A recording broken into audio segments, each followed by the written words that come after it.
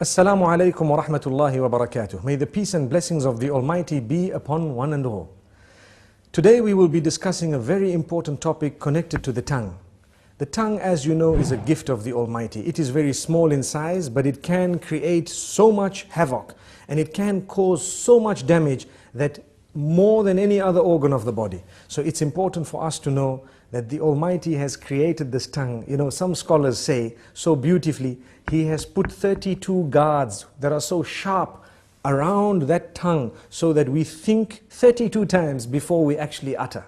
And it's amazing how the tongue is so small, it moves 1,001 times in a minute up and down, and yet it does not get cut by these sharp knives around. This is the gift of the Almighty. So consider it a gift. Use it as a gift. And the reason we say this is to concentrate more on a specific department of the use of the tongue, and that is when it comes to those we mix with, beginning or starting with our wives, our husbands, our family members, our relatives, and then those we interact with, our friends and so on. What we should know is that the tongue has several different uses. One of them is to taste food, one of them is to speak, and there are so many other uses of the tongue that are there. Some we may know, some we may not know. It's amazing. However, remember, your respect as an individual is very closely connected to how you use the tongue. This is why the Messenger Muhammad, peace be upon him, says, every morning all the organs of the body call out to the tongue and say, fear the Almighty regarding all of us. It is through you that we are known, so be careful what you say. Amazing. Which means I have hands, I have legs, I have a brain, I have eyes, my whole body, my entire image, my identification. I am known as a good or a bad person based primarily on how I use my tongue. Have we ever thought of that? So if I use it correctly, I will be known as an upright individual. If I lie and swear, use vulgar language, scream and shout, they will know me as a bad person. But my legs have not committed a sin, my hands have not committed a sin, my hair and all the other parts of my body have committed no sin. The sin is committed by the tongue.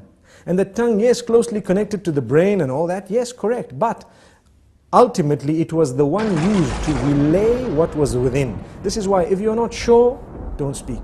Speak when you are sure. Think about it, think twice. I'm sure we've all heard the saying, you've been given one mouth and two ears to speak half that of what you hear. So you hear more and you speak less. Sadly, a lot of us love to speak. And we just want to say anything and everything, no matter how it sounds. Not realizing, did you know, it is an act of worship to think before you speak. You're actually rewarded, an act of worship.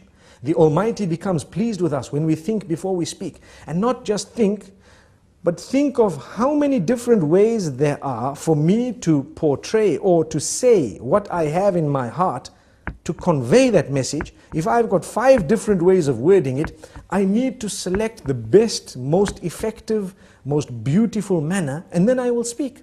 And if I speak using that best and most effective manner, I will automatically be able to please my Maker, and I will definitely cause or create lots of harmony and peace in my surroundings. So very importantly, let's use the tongue correctly. Number 1. Number 2 is not only the selection of words, the tone as well. Very closely connected to that. Some people scream and yell, they shout. Shouting will reduce your respect. The more you yell, the less people respect you. The next time you say something, nobody will want to listen to you because you're used to screaming. And this is the whole reason that we say, speak with a tone that is audible, but a respectable term, meaning respectful tone. You will find, and I'm sure we've all seen this, when someone has a habit of speaking with a calm tone and always relaxed, you will notice immediately that the minute they open their mouths, everyone is silent and listening. Whereas when you have another who's always yelling and screaming, everybody's yelling and screaming with them, no one knows whether they are serious or not serious. And imagine if you hear a person yell or scream who has never ever done that in his or her life. Automatically you would know that this is something very important because this person does not use this type of language or does not scream. Amazing. So this is the importance of the use of the tongue, how it gives the whole image of who we are just by its use. Sometimes a whole company can come crashing because of a CEO making one statement that is negative or bad. And there are examples of that in history where we've seen this happening because of the abuse or misuse of the tongue. The same way a man who has always been respected can lose all his integrity within a split statement because of how bad it was and how evil it was. So we need to be careful. You are known by your tongue. Let us be careful how we use this tongue. We'd like to give a few more examples. Within the home, it is an act of worship to say words, to create the words and to utter words that will bring about a smile on the faces of your children and family members, your spouse primarily. Did you know that it is actually an act of worship to come home and utter words of goodness, sweet words, beautiful words, make people feel appreciated, make them feel wanted, make them feel the bond? And it is the tongue that makes us really connect to one another. And this is why we say it is an act of worship. So many people do not realize it's a charity to say a good word. A good word is a beautiful charity. We come home, we're silent. Being silent is something that's not good, especially when it comes to those who are waiting for you to say something of your own family. A good word. Yes, when there is a problem, you might want to remain silent for a moment. If you think that that is the best way of solving the problem for now, you might want to speak a little bit later. But even when you choose to speak, say the best words. This is from the messenger, may peace be upon him. And we always tell people charity begins at home. Sometimes we are very careful of our tongues outside the door. Whereas when it comes to in the home, those who work for us, those who live with us, those who are the closest to us in terms of family and so on, they are so worried of us opening our mouths because every other word is a swear word. Every other word is a lie. Every other word is a word which is derogatory, defaming, which is disrespectful, which causes hurt and harm. Why should we do that?